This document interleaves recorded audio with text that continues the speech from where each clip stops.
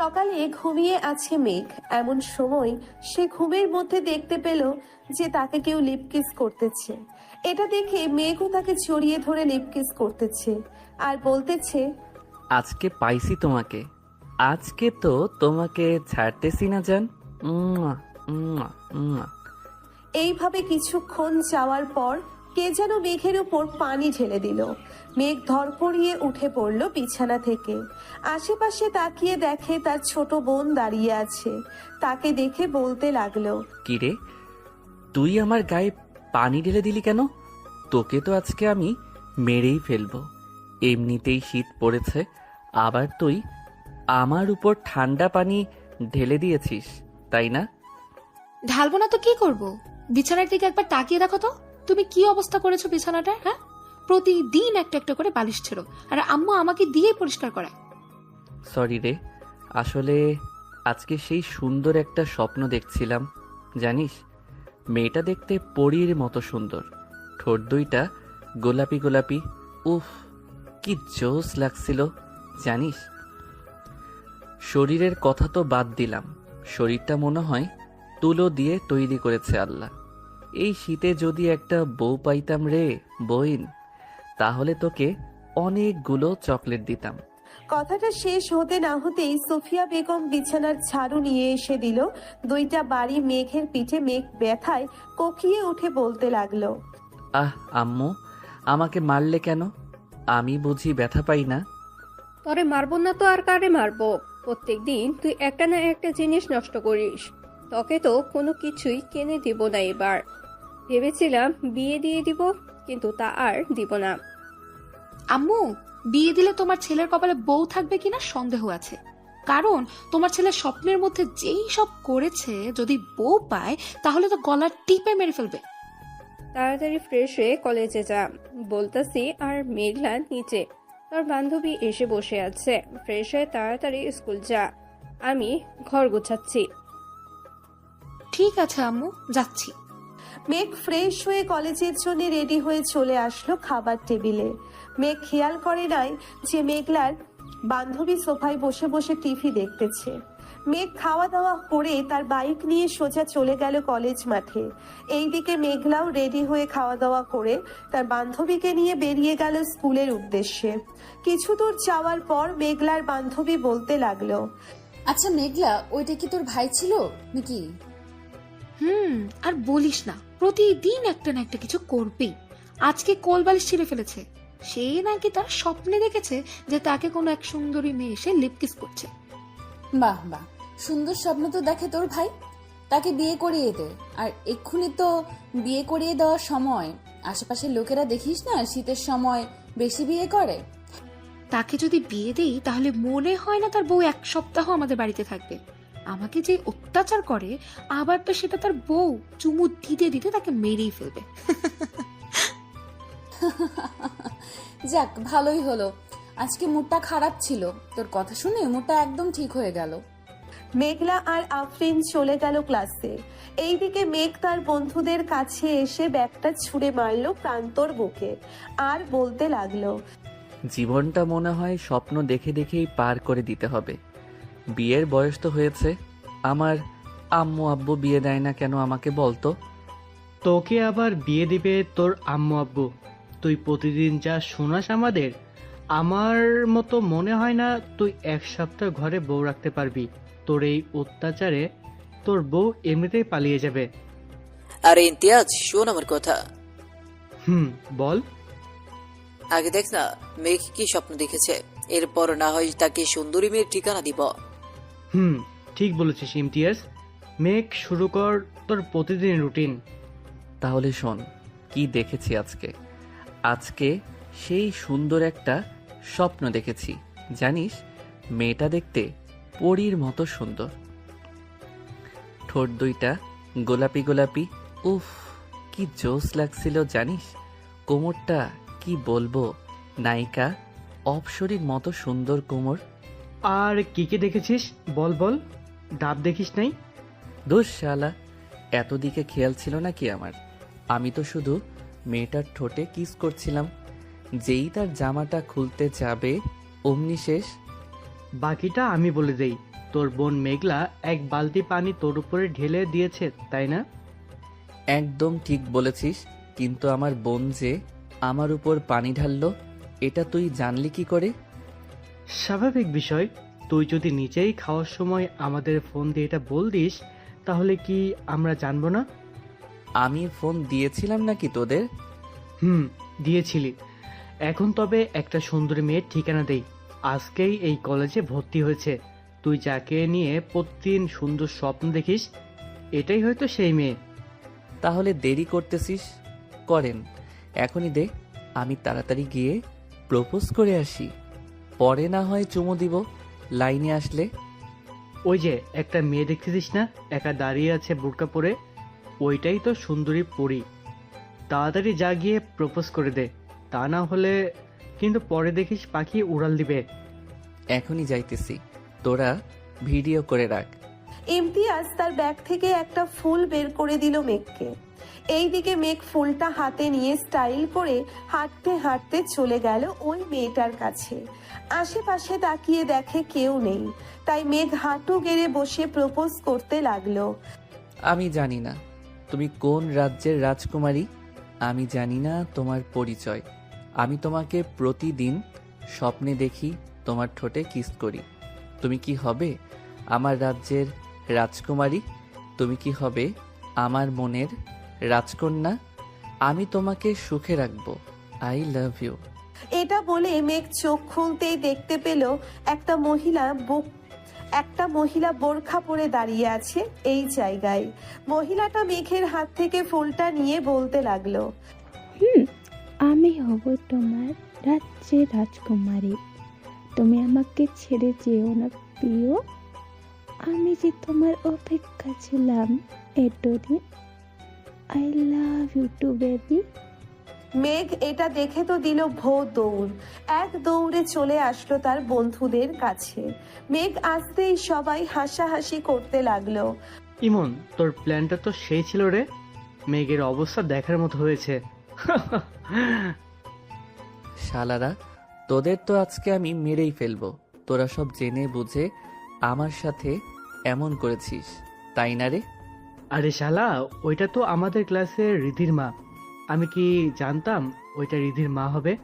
আমি তো দেখেছি রিধি দাঁড়িয়ে ছিল, সবাই কথা বলতেছে। এমন সময় মহিলাটা এসে পিছন থেকে মেঘকে জড়িয়ে ধরে বলল, আমাকে রেখে কোথায় যাচ্ছ আমার আশিক? প্লিজ প্লিজ এখানে দাঁড়াও আশিক, আমি যে তোমাকে খুব ভালোবাসি আশিক। আম্মু গো, আমি আর বিয়ের কথা বলবো না গো, আমাকে বাঁচাও তোমরা কেউ এসে। শালা, তুই এবার তোর রাজকুমারীকে নিয়ে বাসর কর গিয়ে। আন্টি, আপনি ওর সাথে যান, আপনাকে মানাইছে আমার বন্ধুর সাথে। আপনি যে এই বয়সে এত স্মার্ট ছেলের প্রপোজ পাবেন ভাবতেই পারি নাই। যা দুষ্টু ছেলে, আমাকে আন্টি ডাকছো কেন? আমাকে ভাবি ডাকবে ভাবি। চলো আমরা আসি, তোমাকে নিয়ে ঘুরে আসি 7 সমুদ্র তীর নদী। মহিলার কথা শুনে মেঘ তো কান্না করে দেওয়ার মতো অবস্থা। কোন রকম তার বাইকটা স্টাডি দিয়ে ওইখান থেকে কেটে পড়লো। মেঘ আর এইদিকে হাসাহাসি করতেছে সবাই। যাক, আজকে একটু বেশি মজা পেলাম। চাচি, এই ছেলেটা একটু বউ পাগল তো, তাই আর কি আপনার সাথে এমন করেছে। কিছু মনে করবেন না, আপনাকে তার মা ভেবে এটা বলেছে। ও আচ্ছা, আমি যে ভাবছিলাম আমাকে তোমার গার্লফ্রেন্ড ভেবেছে। কালকে আমার আশিক এর জন্য আবার আসবো। এই কলেজে তোমরা কেউ কিছু বলবে না বলে দিলাম। ঠিক আছে, কেউ কিছু বললো না, আপনি এখন যান। মহিলাটা চলে যেতেই সবাই ও চলে আসলো। ক্লাসে 2টো ক্লাস করে সবাই বেরিয়ে চলে আসলো মাঠে। চলুন এখন পরিচয় পর্বটা দিয়ে দেওয়া যাক। মেঘ হচ্ছে এই কলেজের টপার। সে একবার মুখে যাই বলে তাই করে দেখায়। এবার ইন্টার সেকেন্ড ইয়ারের ছাত্র সে। তার বন্ধুরাও সেম ক্লাসে পড়ে। এখন আপাতত এইটুকু থাক, বাকিটা আস্তে আস্তে জানতে পারবেন। ধন্যবাদ। চলেন দেখি। মেঘ এখন কোথায় আছে? বাইকটা নিয়ে সোজা চলে গেল কলেজের পিছনে। 2 ঘন্টা কাটতেই আবারও চলে আসলো কলেজের ভেতরে। এসে দেখে তার বন্ধুরা গাছ তলায় বসে আছে। তাদের কাছে গিয়ে জিজ্ঞেস করতে লাগলো, কিরে, মহিলাটা চলে গেছে নাকি? যাই নাই তো, তোর জন্য অপেক্ষা করতেছে, হয়তো লেকের পারে। তুই গিয়ে দেখা করে আয়। শালারা, তোরা সব জেনে বুঝে এই কাজ করেছিস, তাই না রে? তোর শালা, আমরা কি জানতাম ওটা রীতির আম্মু হবে? আমরা জানলে তো তোকে কখনোই পাঠাইতাম না।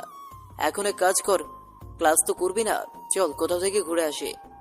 ঠিক আছে, চল তাহলে যাই। সবাই সবার বাইক নিয়ে চলে গেল নদীর পাড়ে। দুপুর 1টা বাজতেছে, সূর্যটাও উঠেছে। এখন সবাই নদীর পাড়ে বসে আড্ডা দিতেছে। এমন সময় ইমন বলতে লাগলো, মেঘ, সবাই কিছু কিছু করে টাকা দে, একটা বাংলা মত নিয়ে আসি। আমি এসবে নাই। আমার আব্বু একবার জানতে পারলে আমাকে মেরেই ফেলবে। বাংলা মদ না এনে তাড়াতাড়ি আমার মনের মতো একটা মেয়ে বের কর, তাহলে এই শীতে আমার বিয়েটাও খেতে পারবি। তা তো পারবো, কিন্তু তোর মনের মতো মেয়ে খুঁজে পাবো কি করে? আমাদের একবার বলতো তোর মনের মতো মেয়ে কিরকম হবে? আমার মনের মতো মেয়ে হবে চিকন, ঠোঁট দুটো গোলাপি গোলাপি, যাতে দেখলেই কামড় দিয়ে নিয়ে আসতে মন চায়। আর আমার থেকে একটু খাটো হলেই চলবে, দেখতে কিন্তু সুন্দরী হতে হবে। শালারা দেখতে তো সুন্দরী হবে, তুই যা যা বলেছিস তাদের মধ্যে ছাড়া এইসব অন্য কারো মধ্যে থাকবে না, তাই না? চল, খুব ক্ষুধা লাগছে, একটা রেস্টুরেন্ট থেকে কিছু খেয়ে আসি। চল, আজকে মতিন মামার কালাভুনা দিয়ে খেয়ে আসি। শুনেছি কালাভুনাটা সেইভাবে রান্না হয়। চল। সবাই চলে গেল মতিন রহমানের দোকানে। গরুর মাংসের কালো ভুনা দিয়ে সবাই খাবার খেয়ে চলে আসলো বাড়িতে। সন্ধ্যা 7টা, সবাই বসে আছে চায়ের দোকানে। চা খাওয়া শেষ। মেঘ সবার কাছ থেকে বিদায় নিয়ে চলে আসলো বাড়িতে। রাত 9টায় খাবার টেবিলে বসে আছে মেঘ। এমন সময় তার আপু এসে টেবিলে বসতে বসতে বলতে লাগলো, কিরে মেঘ, এইসব কি শুনতেছি? তুই নাকি প্রতিদিন একটা করে বালিশ ছিঁড়ে ফেলে দিস, এটা কি সত্যি কথা নাকি? আরে না আব্বু, আমি তোমার ছেলে, আমি কি এসব করতে পারি বলো? সব মিথ্যা কথা বলতেছে আম্মু আর আপু। হয়েছে, আর কিছু বলতে হবে না। তোর স্বভাব চরিত্র আমার ভালো করেই জানা আছে। এখন যা বলি শোন, কালকে আমার অফিসে যাবি। আমি নতুন প্রজেক্টের কাজ ধরেছি, ওইটাতে আমাকে হেল্প করবি। যদি ঠিক মতো করতে পারিস তাহলে তোর বিয়ে নিয়ে চিন্তা করবো আমি। ঠিক আছে আব্বু, আমি রাজি আছি। তোমার আগেই আমি অফিসে পৌঁছে যাব। মেঘ খাওয়া দাওয়া শেষ করে তাড়াতাড়ি ঘুমিয়ে গেল। এইদিকে সাইফুল চৌধুরী মেঘলাকে উদ্দেশ্য করে বলতে লাগলো, মেঘলা আফরিন তো তোর বান্ধবী, তাই না? তাকে আমার বেশ পছন্দ হয়েছে। আমি তার বাবা মায়ের সাথে কথা বলতে চাই। আব্বু, আমরা তো মাত্র 10-এ পড়ি। এখনই যদি ভাইয়ার সাথে আফরিনের বিয়ে দিয়ে দাও, তাহলে আফরিনের স্বপ্নটা পূর্ণই হবে না। সে চায় একজন বিজনেস ওমেন হতে। তা হতে পারবে, সমস্যা নেই। মেঘের সাথে থেকে সবকিছু শিখে যাবে, পরে না হয় আমার কাছে থেকে টাকা নিয়ে নিজে একটা অফিস তৈরি করবে। সকালে আফরিন আসবে, তুমি কথা বলে নিও। আর ভাইয়া যা করে, আফরিন থাকবে নাকি থাকবে না তার শিওর নেই। বিয়ে দিয়ে দিলেই তো সব ঠিক হয়ে যাবে। এখন তুই গিয়ে ঘুমা, আর আফরিনকে মেসেজ দিয়ে বলে দে যে সকাল 6টার দিকে আসার জন্য। বাকিটা তুই তো বুঝেই গেছিস কি করতে হবে। আব্বু, বুঝে গেছি, আর কিছু বলতে হবে না। এখন তাহলে যাই আমি। মেঘলা চলে গেল তার রুমে। বিছানায় শুয়ে শুয়ে তার বান্ধবীকে মেসেজ করতে লাগলো, বান্ধবী, তোর স্বপ্নটা হয়তো পূর্ণ হতে যাচ্ছে। তুই না আমার ভাইকে পছন্দ করিস। আব্বু বলেছে সকাল 6টায় এসে যা করার করতে, আর ভাইয়া যাতে না বুঝতে পারে এটা তুই করেছিস। একদম চিন্তা করিস না, তোর ভাইকে এমন টাইট দিব বাপের জন্মেও আর এমন করবে না। এখন ঘুমাই রে, সকালে উঠতে হবে। ফজরের সময় আমাকে ফোন দিস, উঠে নামাজ পড়বো। ঠিক আছে, এখন ঘুমা তাহলে তুই। আফরিন ঘুমিয়ে গেল। ভোর 5টায় আফরিনের ফোনের অ্যালার্মের শব্দে ঘুম ভেঙে গেল তার। উঠে ফ্রেশ হয়ে নামাজ আদায় করে হাঁটতে হাঁটতে চলে গেল মেঘলাদের বাড়িতে। কলিং বেল দিতেই মেঘলা এসে দরজা খুলে দিল। কি রে, তাড়াতাড়ি চলে আসলি নাকি? ঘড়ির দিকে তাকিয়ে দেখ, 6:15 বাজে। আমাকে আসতে বলেছিল 6টায়। চল এখন তোর ভাইয়ের কাছে দেখি আজকে কি স্বপ্ন দেখতেছে। চল, তাড়াতাড়ি বালিশ ছিঁড়ে ফেলার আগেই কিছু একটা করতে হবে। চল। দুইজন চলে গেল মেঘের রুমে। গিয়ে দেখে মেঘ বিড়বিড় করে কি যেন বলতেছে। চলুন শুনে আসি কি বলতেছে মেঘ। আহ জান, এমন করো কেন? একটা লিপ কিস করো না। তোমার ওই গোলাপি ঠোঁটের একবার লিপ কিস করতে পারলেই হবে। মেঘলা, তুই তোর রুমে যা, আমি তোর ভাইকে দেখতেছি। আমি দেখতে চাই তুই কি করিস আমার ভাইয়ের সাথে। আমি চুপচাপ দাঁড়িয়ে থাকবো এইখানে, কোনো কথা বলবো না। ঠিক আছে, চুপচাপ দাঁড়িয়ে থাক। আফরিন তার ঠোঁট জোড়া মেঘের ঠোঁটের সাথে চেপে ধরতেই মেঘ আফরিনের ঠোঁটে কামড় দিয়ে ধরল। এইদিকে মেঘ আফরিনকে জড়িয়ে ধরে তার বুকের সাথে চেপে ধরে লিপ কিস করতেছে। এটা দেখে মেঘলার চোখ দুইটা রসগোল্লার মতো বড় হয়ে গেল। বেশ কিছুক্ষণ লিপ কিস করার পর আফরিন মেঘের বুকের উপর থেকে উঠে আস্তে আস্তে নেমে আসলো এই দিকে। মেঘ খুশি হয়ে বলতে লাগলো, ইস, এই রকম যদি প্রতিদিন লিপ কিস করিস তাহলে তো জান আমার আর বালিশ ছিঁড়তে হতো না। এখনই চলে যাবে কিনা জান? কি হলো, কথা বলতেছো না কেন? মেঘ ঘুমের মধ্যেই এসব বলতেছে। এইদিকে আফরিন আর মেঘলা তো হাসতে হাসতে শেষ। মেঘলা, আমি এখন বাসায় যাই রে। তোর ভাইকে উঠিয়ে কাজে পাঠা। আর যা যা বলবে আমাকে সব বলবি কিন্তু। ঠিক আছে, সব বলবো। এখন চল, তোকে দিয়ে আসি বাহিরে। চল। মেঘলা আর আফরিন চলে গেল নিচে। এইদিকে মেঘ ঘুম থেকে উঠে দেখে আজকে সে একটা বালিশও ছিঁড়ে নাই। তাই খুশি মনে চলে গেল ওয়াশরুমে। আয়নার সামনে দাঁড়াতেই দেখতে পেল যে তার ঠোঁটে লিপস্টিক লাগানো। শুধু ঠোঁটের না, গালে কপালে সব জায়গায় লিপকিসের দাগ। এটা দেখে মেঘ বলতে লাগলো, তাহলে কি আমার সেই অপসরই সত্যি এসেছিল আমার রুমে? ইয়াহু, আমার স্বপ্ন পূরণ হয়েছে। আজকে সবাইকে ট্রিট দিতে হবে। এটা ভেবে মেঘ ফ্রেশ হয়ে তাড়াতাড়ি রেডি হয়ে চলে গেল নিচে। গিয়ে দেখে তার বাবা মা এবং বোন খাবার টেবিলে বসে আছে। মেঘকে দেখে মেঘলা বলতে লাগলো, কি ভাইয়া, আজকে তো দেখি তুমি অনেক খুশি। রাতে কি অপসরি এসেছিল নাকি? রে, আজকে সত্যি অপসরি এসেছিল। আমাকে লিপ কিস করেছে, ঠোঁটে মুখে গালে সব জায়গায় কিস করেছে। আমি আজকে অনেক খুশি। মেঘলা তার ভাইয়ের হাতে চিমটি কেটে বলতে লাগলো, ভাইয়া, আম্মু আব্বু আছে কিন্তু এখানে। আরে আমার রুমে আম্মু আব্বু আসবে কোথায় থেকে? মজা করতেছিস তাই না রে? মেঘ একবার চারিপাশ ঘুরে দেখে যে সে ড্রয়িং রুমে খাবার টেবিলে বসে আছে। এটা দেখে সে তার মাথায় গাঁটটা মেরে বলতে লাগলো, আব্বু আম্মু, আমি অফিসে গেলাম, আস্তে আস্তে রাত হবে। আরে মেঘ, খাবার খেয়ে যা না। না আম্মু, এখন খাবো না, আমার পেট ভরা আছে। এই বলে মেঘ চলে গেল অফিসে। এইদিকে মেঘলা সবার সাথে খাওয়া দাওয়া করে স্কুলের জন্য রেডি হয়ে চলে গেল 3 রাস্তার মোড়ে। গিয়ে দেখে আফরিন দাঁড়িয়ে আছে।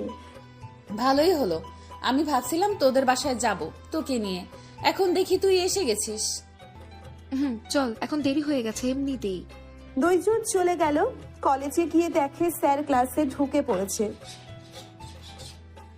দুইজন স্যারের কাছে অনুমতি নিয়ে ক্লাসে প্রবেশ করলো।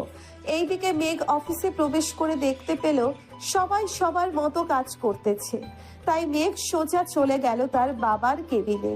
বসে বসে কিছু ফাইল দেখতেছিল। এমন সময় অফিসের ম্যানেজার আসলো আর বলতে লাগলো, স্যার, আমাদের অফিসে আজকে নতুন একটা প্রজেক্ট ডিল হবে প্রায় 200 কোটি টাকার উপরে। যদি এই ডিলটা ফাইনাল হয়ে তাহলে আমাদের অফিস আরও বড় হবে এবং দেশের বাইরেও এই অফিসটা নিয়ে আলোচনা করা হবে। তাই ভালোভাবে প্রেজেন্টেশন করতে হবে। এই নিন ফাইলটা, আপনি একবার দেখে নিন। ঠিক আছে, আপনি যান, আমি ফাইলটা দেখে নিতেছি। ম্যানেজার চলে গেল। এইদিকে মেঘ ফাইলটা বের করে প্রজেক্টটা দেখতে লাগলো সবকিছু ঠিকঠাক আছে নাকি। সবকিছু ঠিকঠাক থাকলে ফাইলটা টেবিলে রেখে অফিসারটা ঘুরে ঘুরে দেখতে লাগলো। কিছুক্ষণ ঘোরাঘুরি করার পর আবারও চলে আসলো তার বাবার কেবিনে। এসে দেখে তার বাবা চলে এসেছে। মেঘ, সবকিছু দেখে নিয়েছিস তো? ভালো করে প্রেজেন্টেশন করিস যাতে প্রজেক্টটা আমাদের হাতেই থাকে, অন্য কারো হাতে না যায়। ইনশাল্লাহ আব্বু, তুমি কোনো চিন্তা করো না, এই প্রজেক্টটা আমরাই পাবো। তা ওরা কখন আসবে? এই তো আর 10 মিনিটের মধ্যে চলে আসবে। চল আমরা মিটিং রুমে গিয়ে বসে পড়ি। চলো আব্বু, যাই তাহলে। সাইফুল এবং মেঘ চলে আসলো মিটিং রুমে। বেশ কিছুক্ষণ পর কয়েকজন বিদেশি ক্লায়েন্ট আসলো, তাদের সাথে মিটিং করতেছে মেঘ। এইদিকে সাইফুল চৌধুরী বসে বসে দেখতে লাগলো মেঘ কি করতেছে। 1 ঘন্টা যেতেই মিটিংটা শেষ হয়ে গেল। বিদেশি ক্লায়েন্টরা মেঘকে উদ্দেশ্য করে বলতে লাগলো, Mr. Meg Choudhury, we really like your project. We want to give you this project. Take this. There is a 100 crores taka here. We will give the remaining 100 crores taka after the work is completed. The deal is final. Deal is final. ওরা চলে গেল। এইদিকে পুরো অফিসে মিষ্টিমুখ করাতে লাগলো সাইফুল চৌধুরী, কারণ আজকে এই কর্মচারীদের কারণে সে 200 কোটি টাকার প্রজেক্টটা পেয়েছে। আব্বু, এখন তার কাজ নেই, আমি না হয় বাড়িতে চলে যাই। বাড়িতে যাইতে হবে না, প্রজেক্টের কাজটা কিভাবে করবে তুই একটু বুঝিয়ে দিয়ে যা সবাইকে, তাহলে ওরা কাজ শুরু করে দেবে। আব্বু, আজকে কাজ করার কোনো প্রয়োজন নেই, তাদেরকে ছুটি দিয়ে দাও, কালকে থেকে কাজ না হয় শুরু হবে। ঠিক আছে, তাহলে তুই যা, আমিও তাদের সাথে একটু আলোচনা করে ছুটি দিতেছি। আর এইখানে 1 লক্ষ টাকা আছে, তোর যা ইচ্ছা কর, কিছুই বলবো না। ধন্যবাদ আব্বু তোমাকে। মেঘ তার বাইক নিয়ে চলে আসলো কলেজে। এখনো কলেজ ছুটি দেয় নাই, তাই কদম গাছের নিচে বসে আছে মেঘ। এমন সময় কালকের মহিলাটা আবার আসলো মেঘের কাছে।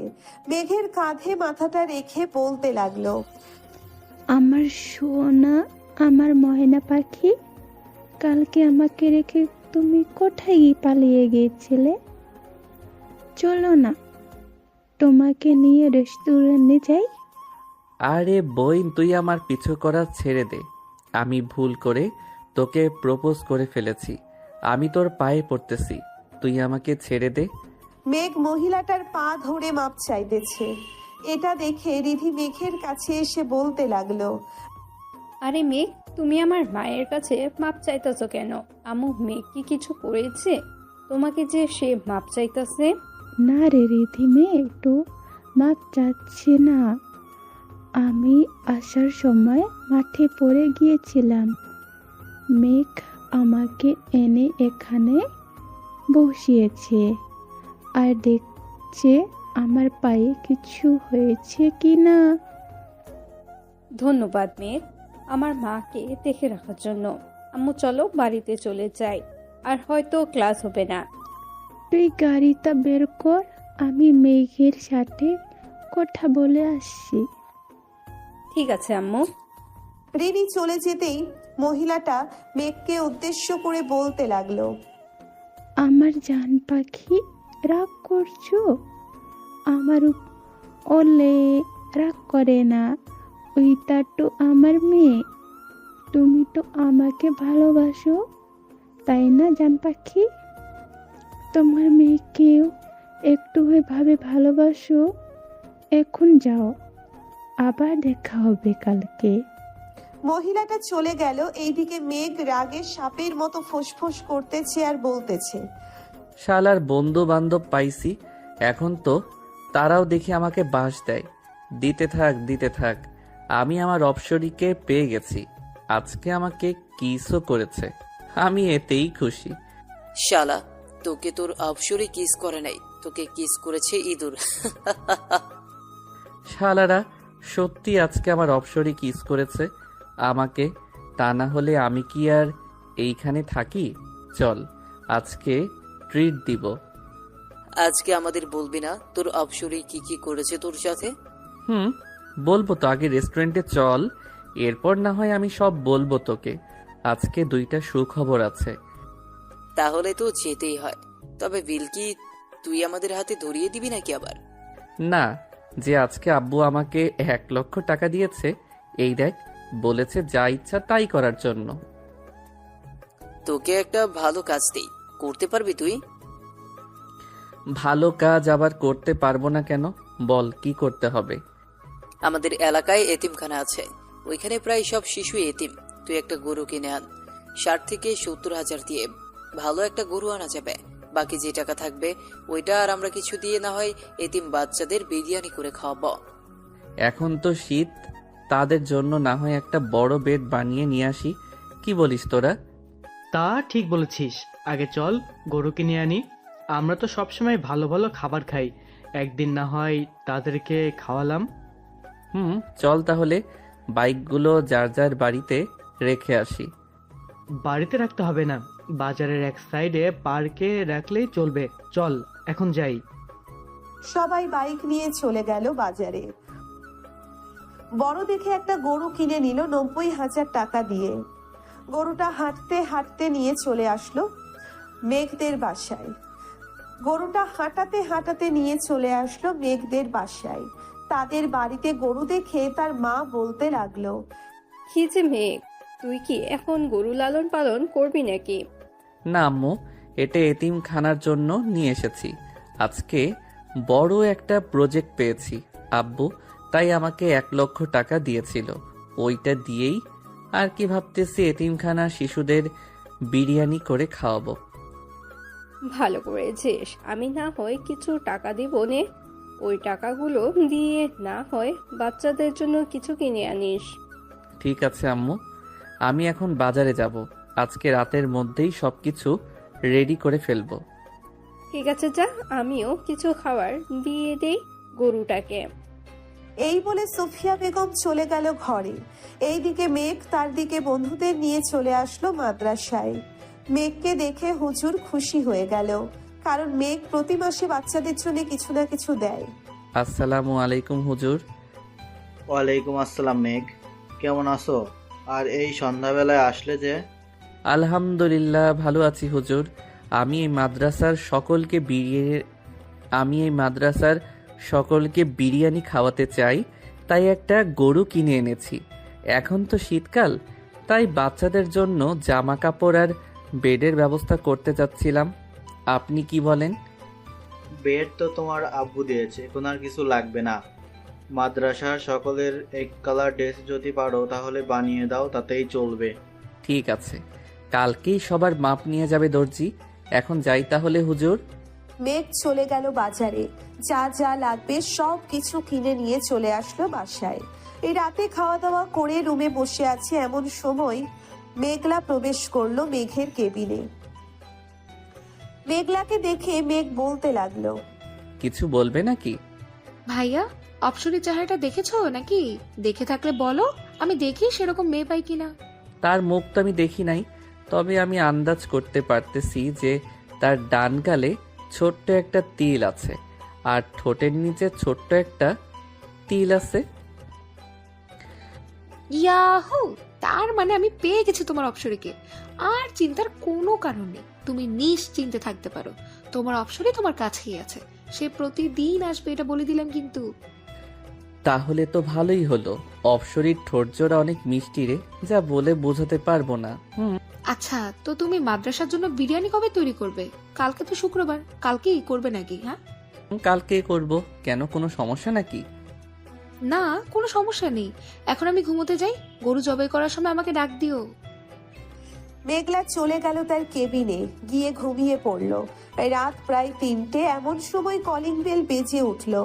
এত রাতে বেল বাজতে দেখে সাইফুল তার স্ত্রীকে উদ্দেশ্য করে বলতে লাগলো, কি ব্যাপার, এত রাতে কে এসেছে আমাদের বাড়িতে? আমিও তো জানি না কে এসেছে, চলো তো নিচে গিয়ে দেখি। কি ব্যাপার, তোমরা এত রাতে এখানে এসেছো যে?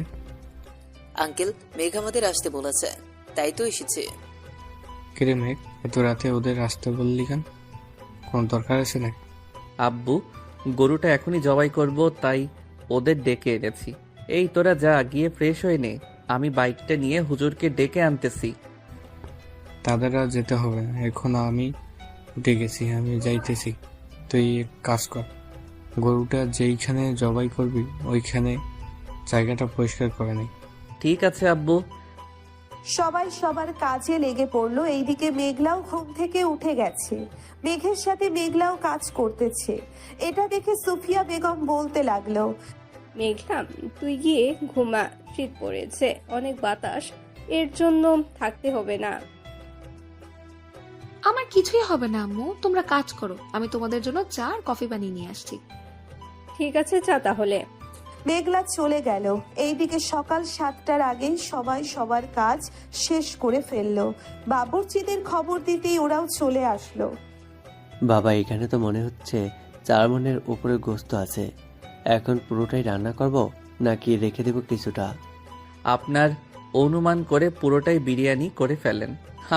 ঠিক আছে বাবা। 12টার মধ্যে সকল রান্না শেষ করে ফেললো। এইদিকে বাড়ির মহিলারা প্যাকেট করতেছে সকল খাবার, যাতে প্রত্যেক বাড়িতে 2-3টে করে দেওয়া যায়। নামাজ শেষ করেই সবাইকে সব দিয়ে দিল। এইদিকে মেঘ খাবার খেয়ে তার বন্ধুদের সাথে কিছুক্ষণ আড্ডা দিয়ে চলে গেল তার রুমে। বিছানায় শুয়ে পড়তেই তার ঘুম চলে আসলো। এইদিকে আফরিন বসে আছে মেঘলার রুমে। মেঘলা, আমি তোর ভাইয়ার রুমে চাইতেছি। কেউ যদি জিজ্ঞাসা করে তাহলে বলবি তোর রুমে ঘুমাচ্ছি। এখন ভাইয়ার রুমে গিয়ে কি করবি তুই? ভাইয়া তো ঘুমোচ্ছে মনে হচ্ছে। ঘুমাক, তাকে জ্বালানোর জন্যই তো যাইতেছি আমি। আফরিন চলে গেল। মেঘের রুমে গিয়ে দেখে মেঘ একটা কোলবালিশকে জড়িয়ে ধরে ঘুমাচ্ছে। এটা দেখে আফরিন আস্তে আস্তে কোলবালিশটা মেঘের কাছ থেকে নিয়ে সোফায় রেখে আফরিন শুয়ে পড়ল মেঘের সাথে। এইদিকে মেঘ সুন্দর একটা গন্ধ পেল। আফরিনের শরীর থেকে গন্ধটা তার নাকে যেতেই বলতে লাগলো, আমার অপসরি, তুমি এসেছো। আমাকে একটু জড়িয়ে ধরো অপসরি, আমি তোমার ওই ঠোঁটের মৃদু স্বাদটা নিতে চাই। আফরিন কোনো কথা না বলেই মেঘের বুকে মাথা রেখে ঘুমিয়ে গেল। দেখতে দেখতে সন্ধ্যা হয়ে আসলো। আজানের শব্দ কানে আসতেই আফরিনের ঘুম ভেঙে গেল। মেঘের বুকের উপর থেকে উঠে আস্তে আস্তে রুম থেকে বের হয়ে চলে গেল মেঘলার রুমে। গিয়ে দেখে মেঘলা নামাজে দাঁড়িয়ে গেছে। এটা দেখে আফরিনও ফ্রেশ হয়ে অজু করে মেঘলার সাথে নামাজ আদায় করে নিল। রাতে সবাই খাবার টেবিলে খাবার খাচ্ছে। এমন সময় আফরিন খাবার টেবিলে এসে বসতেই মেঘ আফরিনের দিকে তাকিয়ে বলতে লাগলো, আম্মু, এটাই তো আমার স্বপ্নের অপসরি, আমি এই মেয়েকেই বিয়ে করতে চাই। কানের নিচে মারবো 2টা। এত পিচ্ছি মেয়েকে তুই বিয়ে করলে তোকে পুলিশ ধরবে। ধরলে ধরবে, আমি আমার অপসরিকে হারাতে চাই না।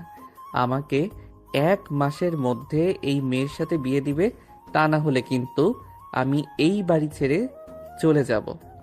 তুই বাড়ি ছেড়ে চলে গেলে কারো কিছু যাই আসে না। এখন চুপচাপ খাওয়া দাওয়া করে ঘুমাতে যা। ঠিক আছে আব্বু, যাইতেছি। মেঘ খাওয়া দাওয়া করে চলে গেল তার রুমে। বিছানায় শুয়ে আছে এমন সময় তার ফোনটা বেজে উঠলো। তাকিয়ে দেখে ইমন ফোন দিয়েছে। কলটা রিসিভ করতেই ওই পাশ থেকে বলতে লাগলো, কিরে, তোর অপসরিকে তো তোর বাড়িতে দিয়ে আসলাম, এখন না হয় বাইরে একটু আড্ডা দিই। ঘরের ভিতরে মেয়ে মানুষের মতো বসে থাকলে চলবে নাকি? ধন্যবাদ দোস্ত, আমার অপসরিকে আমার কাছে দেওয়ার জন্য। এর জন্যই তো বলি আজকে আমার বুক এত ভারী ভারী লাগছিল কেন। মনে হয় আমার অপসরি আমার বুকের উপর ঘুমিয়েছিল। দেখ, তোর ফোনে পিক পাঠাইছি, যখন তোরা দুইজনকে জড়িয়ে ধরে ঘুমোচ্ছিলে। শালারা, তোর আর ভালো হলি না, এইটাও পিক তুলতে হলো তোদের। আমরা তো আগে থেকেই ভালো ছিলাম, তুই আবার কোন ভালোর কথা বলছিস? থাক, তোরা আসতেছি আমি। মেঘ ফোনটা কেটে দিয়ে নিচে চলে আসলো। বাইকের চাবিটা নিয়ে সোজা চলে গেল 3 রাস্তার মোড়ে, কারণ ওইখানেই সবাই আড্ডা দেয়। মেঘ যেতেই ইমতিয়াজ বলতে লাগলো, ঘরে বউ পাইয়া আমাদের ভুলে গেছিস তাই না রে? আরে সালা, আমি তো এখনো বিয়েই করতে পারি নাই তাকে, আর তুই বলেছিস যে বউ পাইয়া তোদের ভুলে গেছি। আর একটা কথা, আমি তো আমার অপসরিকে দেখি নাই, তোরা দেখেছিস নাকি? আমরা দেখব কিভাবে, আমরা তো খুঁজে বের করে তোকে দিয়ে দিছি, তুই দেখে নিস তোর অপসরিকে। এখন চা খাও আমাদের। সবাই চা খেয়ে রাত 10টা পর্যন্ত আড্ডা দিয়ে চলে আসলো বাসায়। এইদিকে আফরিন বসে আছে মেঘলার রুমে। দুইজনে বসে বসে তাদের স্কুলে যে লেখাগুলো দিয়েছে সেই লেখাগুলো লিখতেছে। এটা দেখে মেঘ চলে গেল মেঘলার রুমে। গিয়ে দেখে তার অপসরী মাথায় ওড়না দিয়ে লিখতেছে, কিন্তু তার মুখ দেখা যাচ্ছে না চুলের জন্য। এটা দেখে মেঘ বলতে লাগলো, এই যে মিস অপসরি, চুলগুলো একটু সরান্ত, দেখি আপনাকে মন ভরে। ভাইয়া আর একবার যদি ডিস্টার্ব করো তাহলে কিন্তু আমি আম্মুকে ডাক দিতে বাধ্য হব। আর ডাকতে হবে না, আমি চলে যাইতেছি। মিস অপসরি, লেখা শেষ হলে আমার রুমে আইসেন, দুইজন বসে গল্প করব। আম্মু! আরে যাইতেছি তো, এইভাবে ডাকতে হবে নাকি? থাক। তাড়াতাড়ি তোর রুমে যা, না হলে কিন্তু তোর অপসরীকে আবার তার বাড়িতে পাঠিয়ে দিব, তখন আর দেখতে পারবি না। পাঠানোর দরকার নেই, আমি আসবো না এই রুমে। এই বলে মেঘ চলে গেল তার রুমে। বিছানায় শুয়ে শুয়ে গেম খেলতেছে আর বলতেছে, আমার অপসরীকে আমার কাছ থেকে কেড়ে নিবে ওরা, তা কি করে হয়? আমি কখনোই হতে দিব না। আমার অপসরীকে আমার করেই ছাড়বো। এই সব বলতেছে মেঘ আর গেম খেলতেছে। রাত প্রায় 3টে। আফরিন মেঘের রুমে এসে দেখে মেঘ এখনো শুয়ে শুয়ে ফোন টিপতেছে। মেঘ দরজার দিকে তাকাতেই দেখতে পেল তার অপসরীকে। অপসরী, তুমি এসেছো? ভিতরে আসো। বাহিরে দাঁড়িয়ে আছো কেন? তুমি এত রাত অব্দি ফোন টেপো কেন? তাড়াতাড়ি ঘুমাও, না হলে কিন্তু আমি চলে যাবো এই বাড়ি থেকে। কোথায় যাইতে হবে না তোমার। অপসরী, তুমি এই বাড়িতেই থাকো, আমি এখনই ঘুমাচ্ছি। এই তো লক্ষ্মী ছেলের মতো কথা বললে তুমি। এখন তাহলে আমি গেলাম মেঘলার রুমে, আমি আবার আসবো একটু পর। যদি এসে দেখি তুমি না ঘুমাইছো তাহলে সকাল হলেই আমি চলে যাব। আফরিন চলে গেল মেঘলার রুমে। এইদিকে মেঘ ফোনটা রেখে ঘুমিয়ে গেল। প্রায় 30 মিনিট পর আফরিন আবার আসলো মেঘের রুমে। এসে দেখে মেঘ ঘুমিয়ে গেছে, তাই আফরিন দেরি না করে মেঘের বুকের উপরে শুয়ে পড়লো। এইদিকে মেঘ তার অপসরীকে জড়িয়ে ধরে বলতে লাগলো, আগে কখনোই এমন হয় নাই অপসরী, তুমি আমার জীবনে আসার পর থেকে সবকিছু পাল্টে গেছে। আমি তোমাকে নিয়ে বেঁচে থাকতে চাই অপসরী, আমি তোমাকে নিয়ে বেঁচে থাকতে চাই। মেঘের মুখে এমন কথা শুনে আফরিন আলতো করে মেঘের ঠোঁট কামড়ে ধরে চুষতে থাকে আর বলতে থাকে, আমিও যে তোমাকে প্রথম দেখাই ভালোবেসে ফেলেছি মেঘ। যেই দিন তোমার বুকে মাথা রেখে ঘুমিয়েছি ওই দিনের পর থেকে আমি একা ঘুমাইতে পারি না, সব সময় মন চায় তোমার বুকেই মাথা রেখে ঘুমাই। আফরিন মনে মনে এইসব বলতেছে আর মেঘের ঠোঁট জোড়া ললিপপের মতো চুষে চুষে খাচ্ছে। বেশ কিছুক্ষণ পর মেঘ ও আফরিনের ঠোঁট জোড়া চুষে খেতে লাগলো। ফজরের আজান কানে ভেসে আসতেই আফরিন মেঘের উপর থেকে উঠে যেতে যাবে, এমন সময় মেঘ আফরিনের হাত ধরে টান দিয়ে আবার বুকের সাথে চেপে ধরলো আর বলতে লাগলো, কোথায় যাচ্ছ এখন? আর একটু শুয়ে থাকো অপসরী। আজান দিতেছে, নামাজ পড়বো, আপনিও উঠে নামাজ পড়ে আসেন। ঠিক আছে যাও, আমিও যাচ্ছি। আফরিন চলে গেল মেঘলার রুমে। গিয়ে দেখে মেঘলা উঠে পড়েছে। ভাইয়ার রুমে গিয়েছিলে নাকি? তোমার ভাইয়ের রুমে গিয়েছিলাম, চলো নামাজ পড়ে নেই দুজন। বেশি কথা না বলে দুইজন নামাজ আদায় করে নিল। সকালে মেঘ খাওয়া দাওয়া করে চলে গেল কলেজে। গিয়ে দেখে তার বন্ধুরা আগে থেকেই বসে আছে। মেঘকে দেখে ইমন বলতে লাগলো, কি রে, কি হয়েছে? তোকে আজকে এত খুশি খুশি লাগতেছে কেন? তোর অপসরী আদর করেছে নাকি? আদর মানে? অনেক আদর করেছে আমার অপসরী আজকে আমাকে। ওর ঠোঁট দুইটা এমনভাবে খাচ্ছিলাম মনে হয় কমলার চিড়ের মতো চুষে চুষে খাচ্ছিলাম। কি রে ইমতিয়াজ, তাহলে তো আমাদেরও লাইন লাগাতে হবে। আমার বন্ধু যখন এসব বলতেছে আমাদের তো লাউস লেগে গেছে। লালুস তো লাগবেই, আমার বউ হচ্ছে সবার থেকে সুন্দরী। এই তোর বউ আবার সবার থেকে সুন্দরী? ওই দেখ আসতেছে, তাড়াতাড়ি পালা গিয়ে, তা না হলে তোকে ধরে ফেলবে। মেঘ পিছনে ফিরতেই দেখতে পেল রিধির আম্মু আসতেছে, তাই মেঘ দৌড়ে চলে গেল ওয়াশরুমে। এইদিকে রিধির আম্মু সবার কাছে এসে বলতে লাগলো, কি ব্যাপার, আমার আশিককে না এইখানে দেখলাম, সে কোথায় গেছে? তাকে একটু ডাকে দাও, আমার আশিককে নিয়ে আমি লন্ডনে যাব ঘুরতে।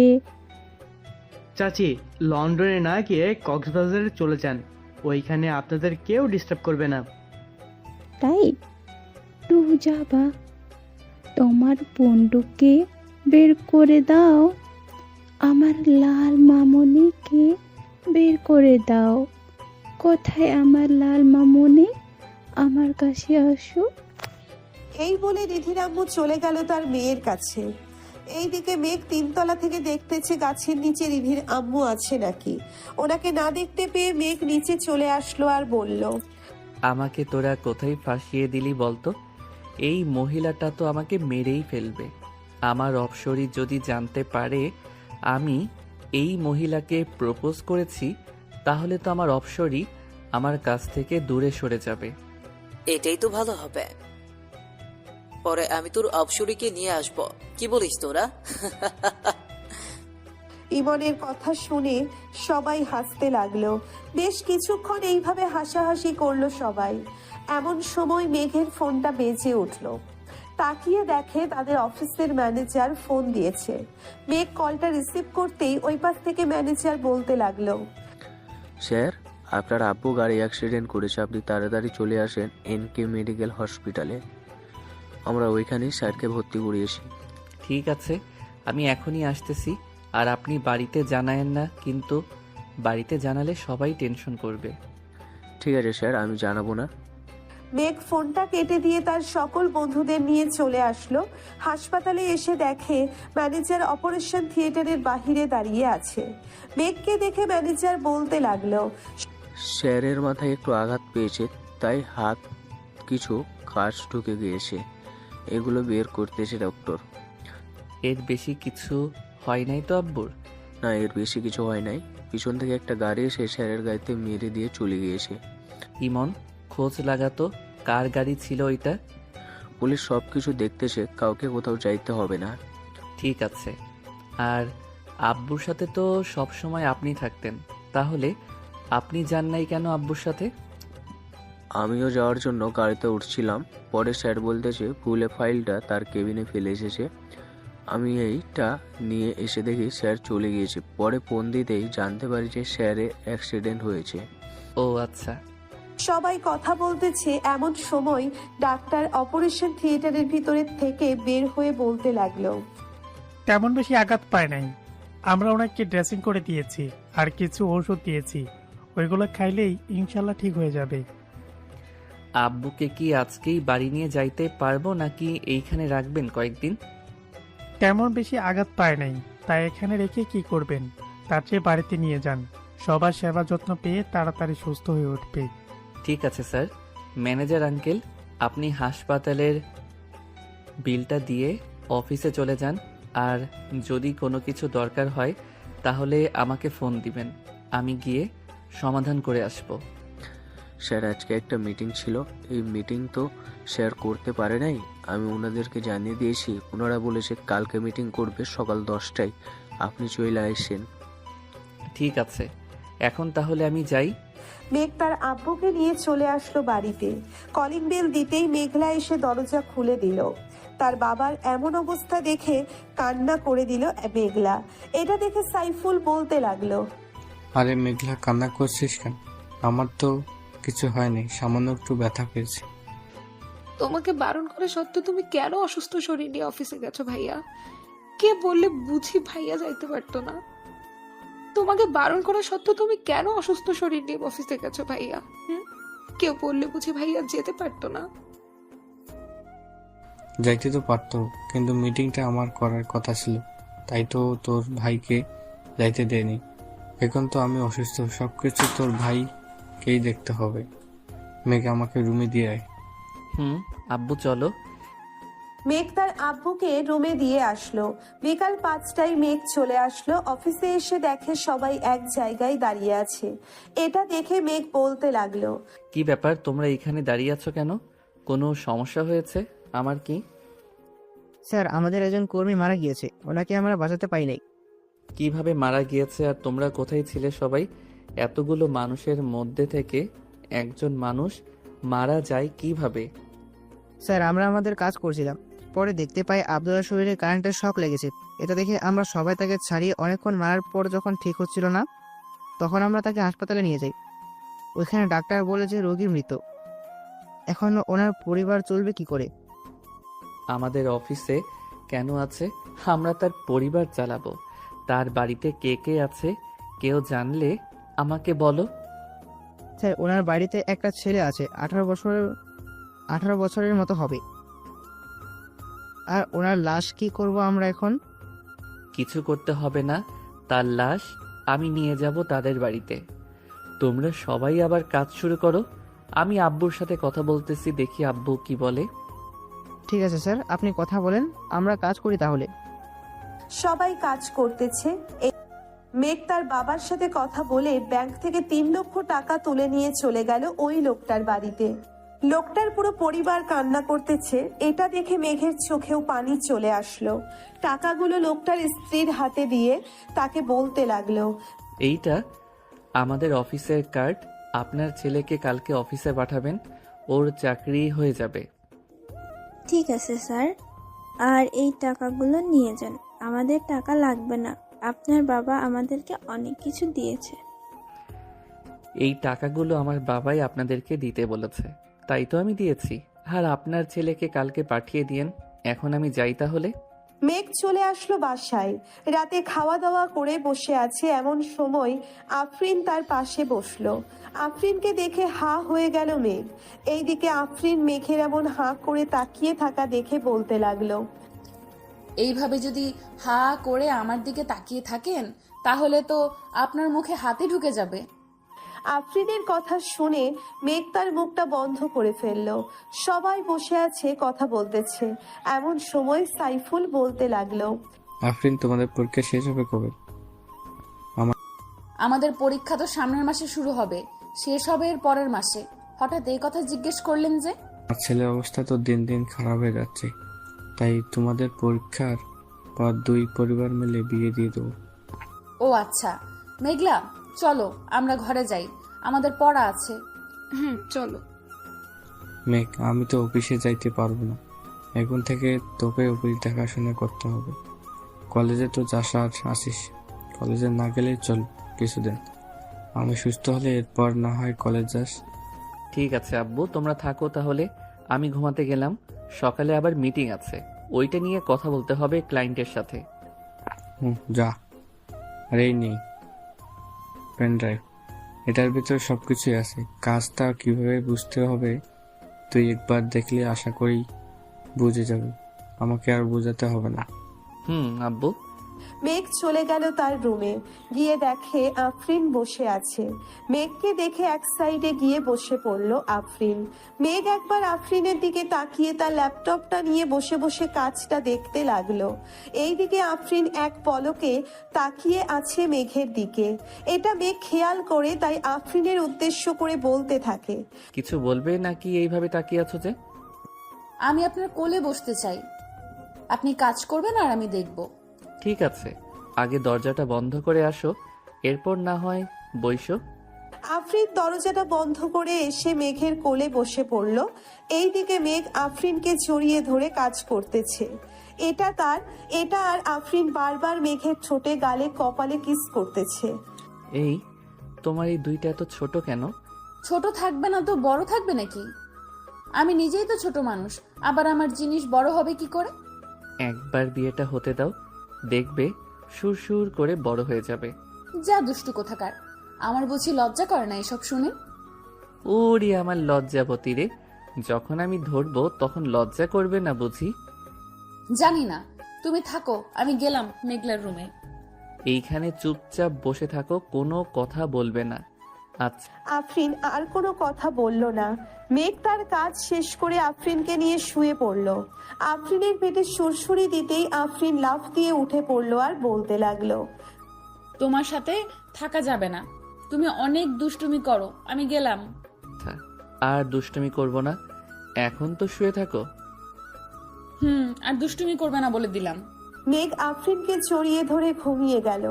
সকাল 9টায় ঘুম ভাঙলো মেঘের। উঠে ফ্রেশ হয়ে খাওয়া দাওয়া করে যেই অফিসের দিকে রওনা দিতে যাবে, এমন সময় পেছন থেকে মেঘলা বলতে লাগলো, ভাইয়া, আমাদেরকে একটা স্কুলের সামনে নামিয়ে দিতে পারবি? তাড়াতাড়ি আয়, আবার 10টায় মিটিং আছে, যাইতে হবে ওইখানে। হুম। মেঘ আফরিন এবং মেঘলাকে স্কুলের সামনে নামিয়ে দিয়ে চলেছে। গেল অফিসে গিয়ে দেখে ক্লায়েন্টরা চলে এসেছে। মেঘ তার পেন ড্রাইভটা বের করে বোঝাতে লাগলো প্রজেক্টটা কিভাবে কি করতে হবে। বোঝানো শেষ করে মেঘ চলে গেল তার আব্বুর কেবিনে বসে বসে কাজ করতেছে। এমন সময় দারোয়ান এসে বলতে লাগলো, স্যার, রহিমের ছেলে এসেছে। আপনি নাকি বলেছে তাকে আসার জন্য এখানে? পাঠিয়ে দাও তাকে, আমি কথা বলে নিতেছি তার সাথে। ঠিক আছে স্যার। মেঘ বসে বসে ল্যাপটপে কাজ করতেছে। এমন সময় রহিমের ছেলে কেবিনে প্রবেশ করলো। তাকে দেখে মেঘ হাসি খুশি ভাবে বলতে লাগলো, ভিতরে আসো তামিম, এইখানে বসো। স্যার, আমাকে একটা কাজ দিবেন বলেছিলেন, তাই এসেছিলাম। আব্বু তো আর নেই, এখন তো পরিবারটা আমাকেই দেখতে হবে। হুম, তা তো দেখতেই হবে তামিম, তুমি কোনো চিন্তা করো না। যখন যা লাগবে আমাকে বা আব্বুকে বলবে, তাহলে দিয়ে দিবে আব্বু। এই অফিসটা তৈরির সময় থেকে তোমার আব্বু কাজ করে এসেছে, এখন আল্লাহ তাকে নিয়ে গেছে। দোয়া করি তাকে জান্নাতবাসী করুক, আমিন। তা তুমি এইসব কাজ পারো তো? স্যার, পারি। আব্বু আমাকে সবকিছু শিখিয়ে দিয়েছে। আগে মাঝে মধ্যে আসতাম আব্বুর খাবার নিয়ে, তখন একটু আধটু শিখেছে। তাহলে আজ থেকে তোমার আব্বু যে মেশিনগুলো চালাইতো ওইগুলো তুমি চালাবে এখন থেকে। ঠিক আছে স্যার, তাহলে আমি আজ থেকেই কাজে লেগে পড়ি। আচ্ছা যাও তাহলে, আর সাবধানে কাজ করবে কিন্তু। তুমি একা একা কিছু করতে যেও না, এইখানে অনেক লোক আছে, ওদের ডাক দিবে। ঠিক আছে স্যার। তামিম চলে গেল তার কাজে। এইদিকে মেঘ তার কাজ শেষ করে চলে আসলো। বাসায় এসে দেখে আফরিনের আম্মু আব্বু এসে বসে আছে। তাদের দেখে মেঘ সালাম দিল। আসসালামু আলাইকুম, কেমন আছেন? ওয়ালাইকুম আসসালাম। আলহামদুলিল্লাহ ভালো আছি, তুমি কেমন আছো মেঘ? আমিও আলহামদুলিল্লাহ ভালো আছি। আপনারা বসেন, আমি ফ্রেশ হয়ে আসতেছি। মেঘ চলে গেল তার রুমে। ফ্রেশ হয়ে চলে আসলো, নিচে এসে দেখে সবাই বসে আছে। মেঘও তাদের সাথে বসে পড়লো। মেঘ, আমি চাইছিলাম তোমাদের বিয়েটা দিয়ে দেওয়ার জন্য, এখন তুমি কি বলো? আঙ্কেল, আফরিনের পরীক্ষা শেষ হোক, এরপর না হয় বিয়ে করব।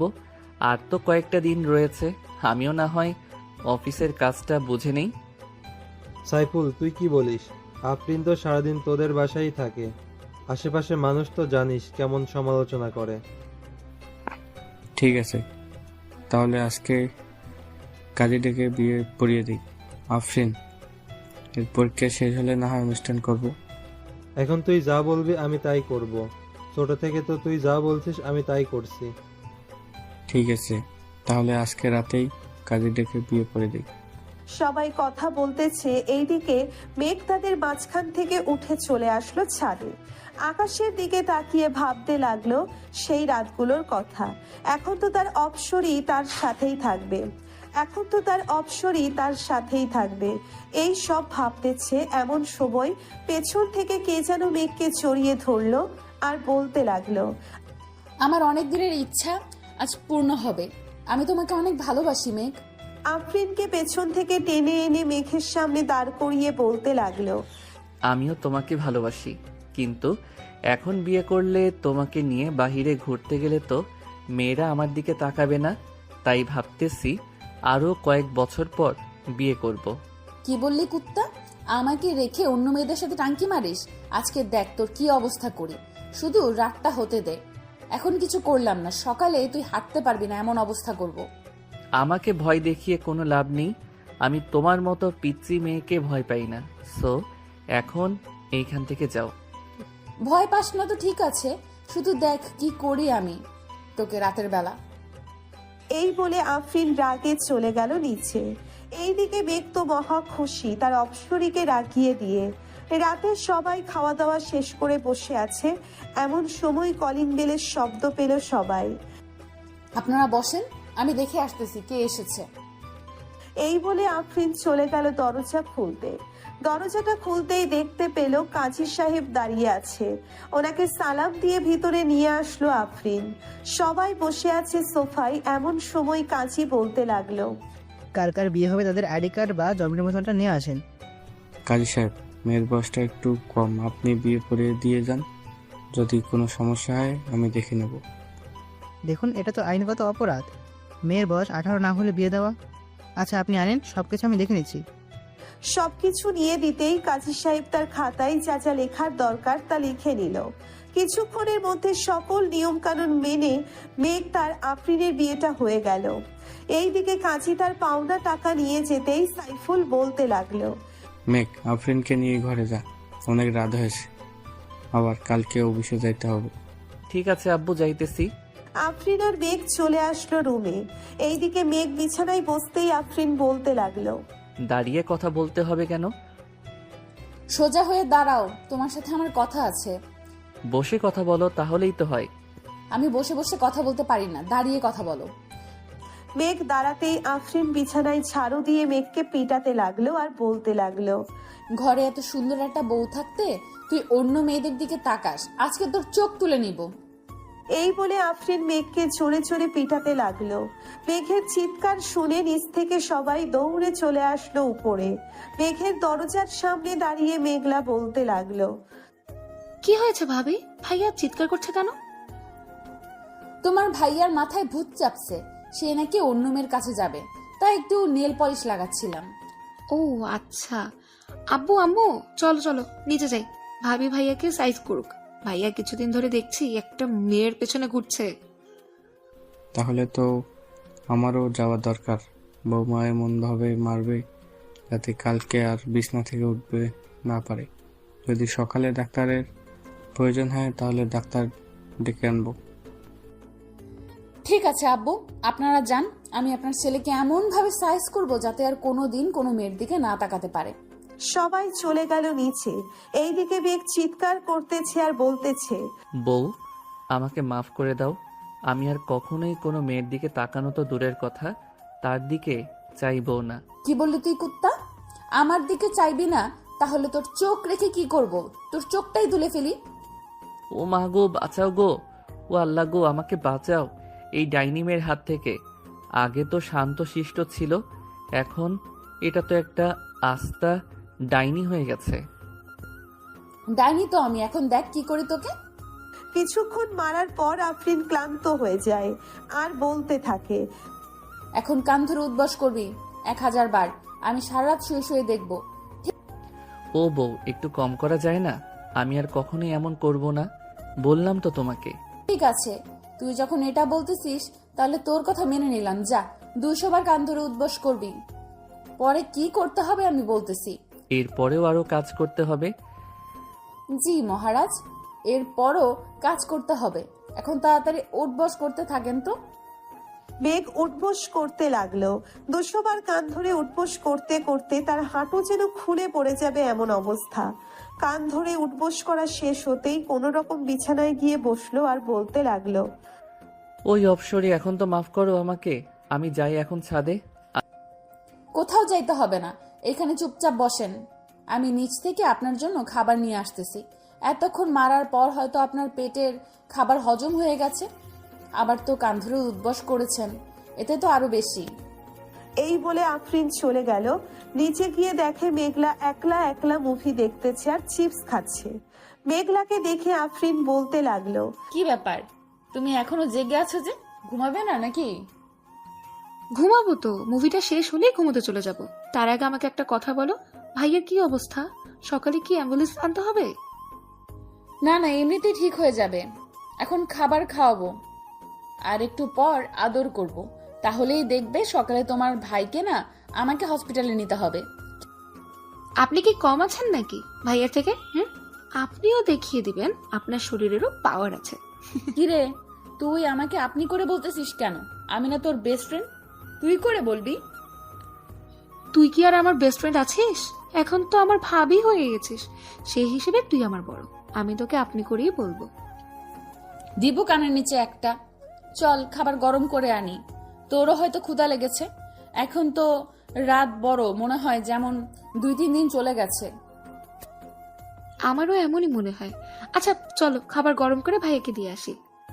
দুইজন চলে গেল রান্নাঘরে। খাবার গরম করে মেঘলার জন্য কিছু রেখে বাকিটা নিয়ে চলে গেল মেঘের রুমে। গিয়ে দেখে মেঘ নিজের পা ধরে কান্না করতেছে আর বলতেছে, আল্লাহ গো, আমার কপালটা বুঝি পুড়ে গেল গো। এইটা কি বউ দিলা আমার কপালে। এখন তো আমাকে যখন তখন মারবে, আমি কিছুই করতে পারবো না। একদম ঠিক ধরেছ, আমি তোমাকে যখন তখন মারবো, কিন্তু তুমি আমার কিছুই করতে পারবে না। আমাকে যেমন মারবে তেমন আমিও তোমাকে মারবো। পরে বসে বসে শুধু কান্না করা ছাড়া আর কোনো উপায় নেই তোমার। এই দেখো, আমি এক চুমুকি 1 গ্লাস দুধ খেয়ে নিতে পারি। সো এখন বুঝে নাও আমার শরীরে কত শক্তি আছে। বুঝে গেছি, তোমার শরীরে অনেক শক্তি আছে। এখন আমাকে খাবার দাও, খুব ক্ষুধা লাগছে। মেঘ খাওয়া দাওয়া করে বিছানায় শুয়ে পড়ল। এইদিকে আফরিন থালা বাসনগুলো নিচে রেখে চলে গেল। ওপরে গিয়ে দেখে মেঘ বিছানায় চিৎপটাং শুয়ে আছে। এটা দেখে আফরিন আবার হাতে ঝাড়ু নিতেই মেঘ বিছানা থেকে লাফ দিয়ে সোফায় এসে বসে পড়ল আর বলতে লাগলো, সরি, আর কখনোই বিছানায় শুয়ে থাকবো না। তুমি একাই বিছানায় শুয়ে থাকো। আমি বিছানায় শুয়ে তো থাকবো, কিন্তু আমাকে বাবু গিফট তো করবে তুমি। তাড়াতাড়ি আসো, তা না হলে আবার কিন্তু শুরু করব তোমার উপর অত্যাচার। কিন্তু আমি তোমাকে বাবু গিফট করব কিভাবে? আমি তো এই সবের কিছুই বুঝি না। কি বললি তুই কুত্তা? আসিতেছি। মেঘ বিছানায় যেতেই আফরিন মেঘের ঠোঁট জোড়া তার দখল করে নিয়ে যেইভাবে পারছে ওইভাবেই চুষে চুষে খাচ্ছে। এইদিকে মেঘও কম কিসের, আফরিনের 2টা আপেলের মতো টিপতে থাকে আর ঠোঁট চুষতে থাকে। এইদিকে আফরিন ব্যথায় কোকিয়ে উঠে বলতে লাগলো, কি করতেছো? আস্তে টেপো, ব্যথা পাই তো। ব্যথা তো পাবেই, ছোট ছোট আপেলের মতো জিনিস তোমার ভালোভাবে ধরতেও পারি না। এটাই অনেক আমার জন্য। এখন যদি তোমার আরো বড় লাগে তাহলে বড় করে নাও, বাধা দিছে কে? এইদিকে মেঘ আফরিনের ঠোঁট চুষতেছে আর আস্তে আস্তে হাত দিয়ে আফরিনের জামা খুলতেছে। বেশ কিছুক্ষণ ঠোঁট চষার পর আফরিনের শরীরে চুমু খেতে লাগলো। এইদিকে আফরিন কেঁপে কেঁপে উঠতেছে। বেশ কিছুক্ষণ পর মেঘ তার মেডেল স্টাম্পটা আফরিনের মেইন জায়গায় ঠেকিয়ে দিল। এদিকে আফরিনের চিৎকার দিয়েই অজ্ঞান হয়ে গেল। মাগো, মরে গেলাম গো। এইদিকে মেঘ আফরিনকে ডাকতেছে, কিন্তু আফরিনের কোনো সাড়া শব্দ নেই। তাই মেঘ টেবিলের উপর থেকে পানির গ্লাসটা নিয়ে আফরিনের মুখে পানি ছিটিয়ে দিতেই আফরিনের জ্ঞান ফিরে আসলো আর বলতে লাগলো, এই কুত্তা, এইভাবে কেউ করে নাকি? আমি তো মরেই যেতাম আর একটুর জন্য। এটা তো কিছুই না, এখন দেখবে কি যে করি। এই বলেই মেঘ আফরিনের সাথে টি20 খেলতে লাগলো। কয়েক ঘন্টা খেলার পর মেঘ আফরিনের বুকের উপর শুয়ে পড়লো আর বলতে লাগলো, সরি জান, আমি বুঝতে পারি নাই তুমি যে প্রথমে এত ব্যথা পাবে। আর সরি বলতে হবে না, এখন ওঠো। পুরো বিছানা তো ব্লিডিং এ ভরে গেছে, তাড়াতাড়ি পানিতে ভিজিয়ে রাখতে হবে। মেঘ আফরিনের উপর থেকে উঠে চলে গেল ওয়াশরুমে। ফ্রেশ হয়ে বাহিরে এসে দেখে আফরিন এখনো শুয়ে আছে বিছানায়। এটা দেখে মেঘ বলতে লাগলো, কি ব্যাপার, উঠবে না নাকি? এখনো যে বিছানায় শুয়ে আছো। অনেক ব্যথা করতেছে, উঠবো কি করে? তুমি এমন ভাবে করেছো যে থাকার বললাম না। আচ্ছা, আমি কিছু একটা করতেছি। এই বলে মেঘ চলে গেল মেঘলার রুমের সামনে। চুপি চুপি মেঘলার রুমে ঢুকে ফোনে লাইট লাগিয়ে দেখতে লাগলো ট্যাবলেটের বক্সটা কোথায়। এইদিকে মেঘলা তো ঘুমাই নাই, এক চোখ মেলে দেখতে লাগলো কে এসেছে। মেঘকে দেখে বুঝে গেল মেঘলা কিছু একটা হয়েছে, তাই মেঘকে উদ্দেশ্য করে মেঘলা বলল, ভাইয়া, কি খুঁজছো আমার রুমে? মেঘলার গলার স্বর শুনে মেঘ চমকে গেল আর বলতে লাগলো, কই কিছু না তো, এমনি এসেছিলাম। কি হয়েছে বলো আমাকে। না মানে তোর বান্ধবী। হয়েছে, আর কিচ্ছু বলতে হবে না। তুমি এই রুমে ঘুমাও, আমি দেখছি। ঠিক আছে যা, আর যদি দরকার হয় ডাক দিস আমাকে। ঠিক আছে। মেঘলা গিয়ে দেখে আফরিন বিছানায় শুয়ে আছে চুপ করে। আফরিনের কাছে গিয়ে শরীরে হাত দিয়ে দেখতে লাগলো জ্বর এসেছে কিনা। এইদিকে আফরিন মেঘলাকে দেখে বলতে লাগলো, কি ব্যাপার, তুই এত রাতে এইখানে? কি হয়েছে আমাকে বল, আমি দেখছি। অনেক ব্যথা করতেছে রে, তাই তোর ভাইকে পাঠিয়েছিলাম ব্যথার ট্যাবলেট আনতে। এখন তোর ভাইয়া তো আসলো না। পিরিয়ড হয়েছে নাকি? না, ওইগুলো হয়েছে, বুঝে গেছি। আর কিচ্ছু বলতে হবে না, একটু ওয়েট কর, আমি আনছি এক্ষুনি। মেঘলা চলে গেল তার রুমে, একটা ব্যথার ট্যাবলেট তার ভাইয়ের হাতে ধরিয়ে দিয়ে বলতে লাগলো, এই নাও, এটা ভাবিকে খাইয়ে দাও, তাহলে ব্যথা কমে যাবে। ঠিক আছে, তুই ঘুমা তাহলে। মেঘ চলে গেল তার রুমে। আফরিনকে ঔষধটা খাইয়ে দিয়ে শুয়ে পড়ল তার পাশে। সকাল 10টায় মেঘ ঘুম থেকে উঠে চলে আসলো নিচে, এসে দেখে সবাই বসে আছে আর কি নিয়ে যেন আলোচনা করতেছে। মেঘকে দেখে তার বাবা বলতে লাগলো, মেঘ, ওরা হচ্ছে আমার বিজনেস পার্টনার, বাইরের দেশ থেকে এসেছে। এখন এদের সাথে একটু মিটিং করতেছি, তুইও বসে শুন। ঠিক আছে আব্বু। মেঘও বসে শুনতে লাগলো। মিটিং শেষ হতেই সবাই চলে গেল।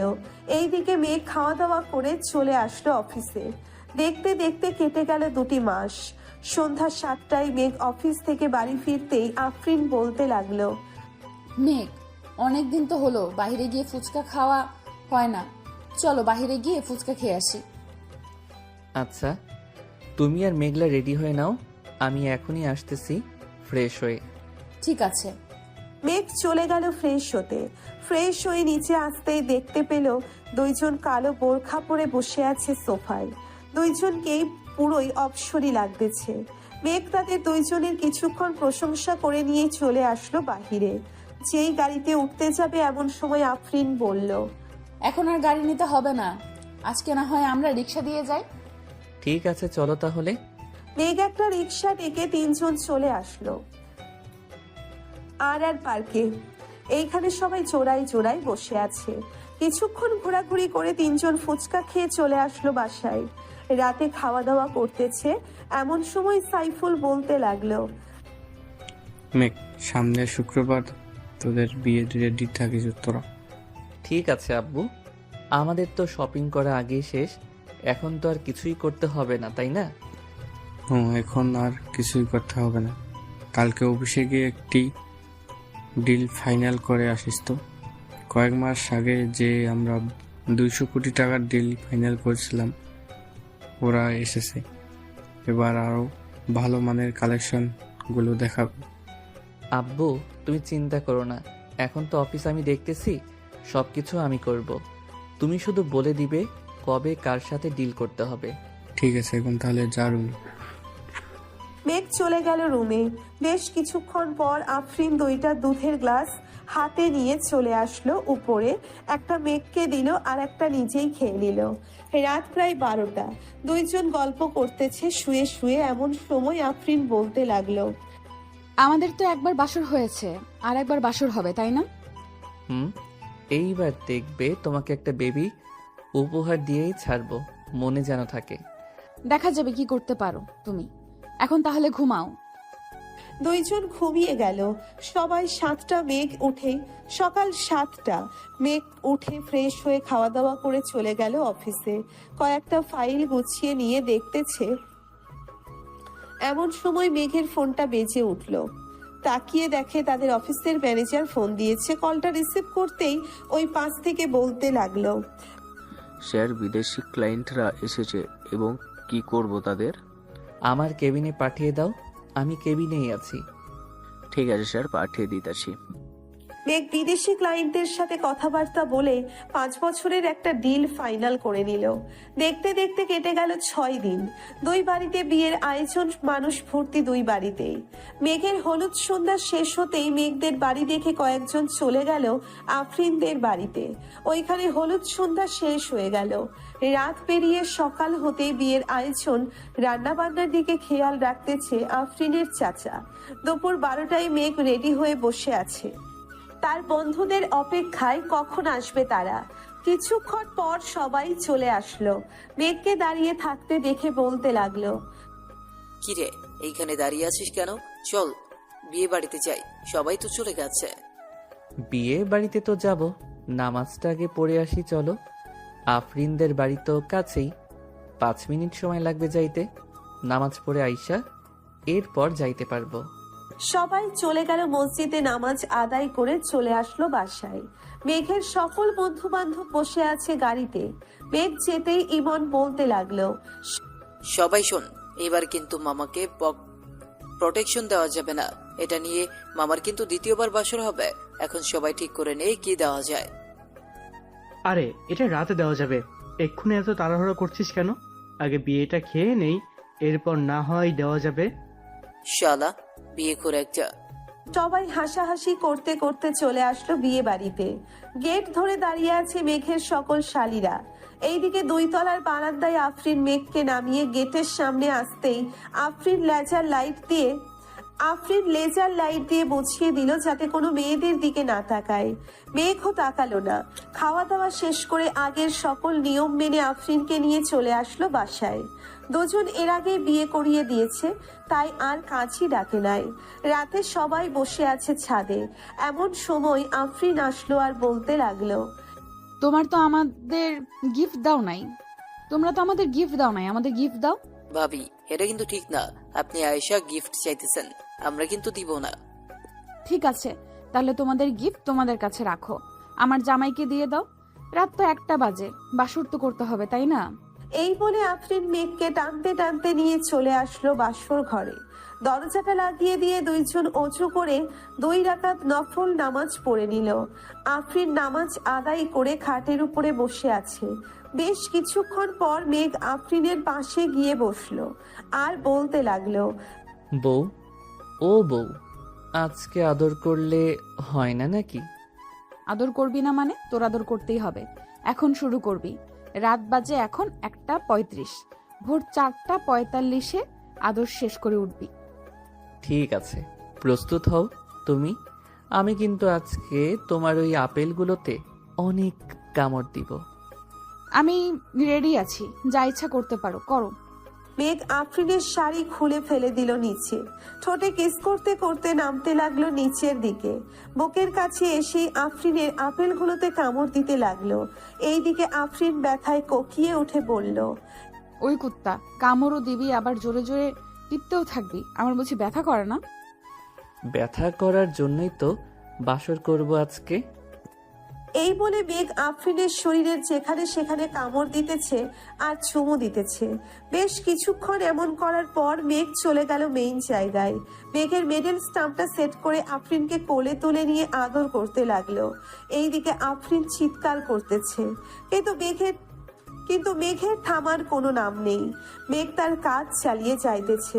দুইজন রোম্যান্স করতে থাকুক, এখন আমরা বিদায় নিই। আজকের গল্পটা এই পর্যন্তই। আবারও দেখা হবে নতুন কোনো গল্পে। ধন্যবাদ।